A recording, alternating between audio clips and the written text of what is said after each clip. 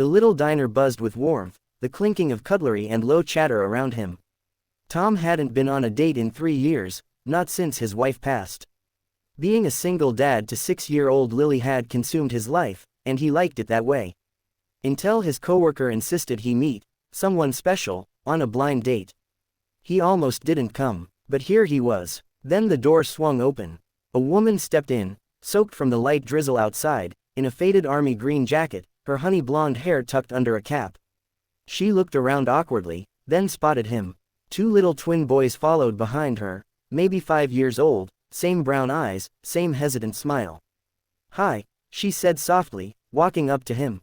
"I'm Ava. Sorry we're late. My babysitter canceled last minute." Tom stood, gently shaking her hand. "I'm Tom. This must be your backup crew." The boys giggled. Ava looked embarrassed. "They'll be quiet, I promise." But Tom just smiled. "Lily's with my sister tonight. She'd probably trade me for 2 energetic boys any day." That broke the tension. They ordered just a coffee for her and a milkshake to share between the twins. Tom noticed it right away. She kept glancing at the prices, hesitating. She pushed away the menu when the server came.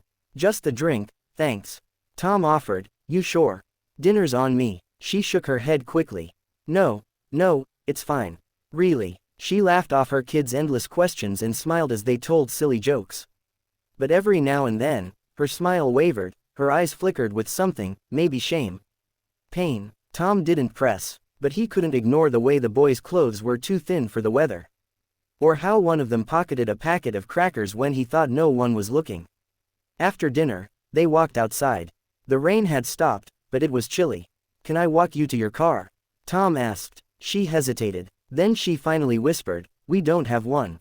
We're taking the bus." A lump rose in Tom's throat. "Do you need a ride?" "No," she said too fast. "We'll be okay." But as the wind picked up and the boys started to shiver, he didn't wait.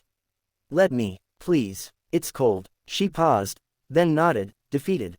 "Okay, just to the shelter." On 3rd, shelter. He said nothing, just opened the door for them and tried to hide the storm that was now inside his own chest. The ride was quiet. The twins nodded off in the back seat. When they arrived, Ava turned to him. "I'm sorry I lied," she said. "I didn't want your pity. I'm not a charity case, I'm a staff sergeant. Just got back from deployment. My place was gone, my ex drained my savings.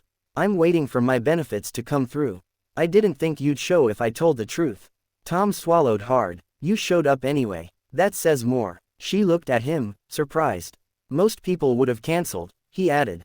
"But you brought your boys, sat through dinner, and laughed even when you probably wanted to cry. That's not weakness. That's strength." Her eyes shimmered. "I just want a chance to rebuild." For them. The next day, Tom called a friend, someone in property management.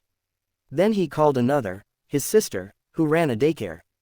Within a week, Ava had a temporary apartment. Her twins had warm clothes and a safe place while she started a job. But Ava didn't know the full truth, yet. One evening, as she tucked the boys into bed in their new place, there was a knock. She opened the door. Tom stood there, holding takeout. "You didn't have to do all this," she said softly. He smiled. "Well, there's something else. I didn't tell you either."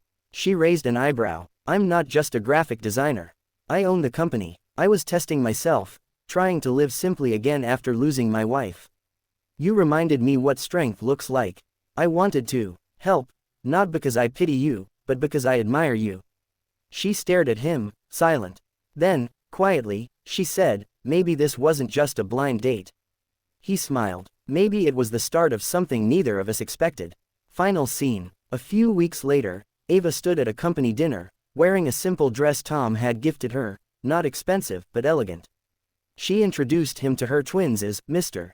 Tom. One of the boys tugged on her sleeve and whispered, "Is he our hero?" She glanced at Tom, then down at her sons. "No, sweetheart, we saved each other." Closing message. Sometimes the most beautiful chapters of our lives begin when we least expect them, when we're at our lowest, yet choose to show up anyway. True strength isn't about pretending to have it all together. It's about being brave enough to ask for nothing,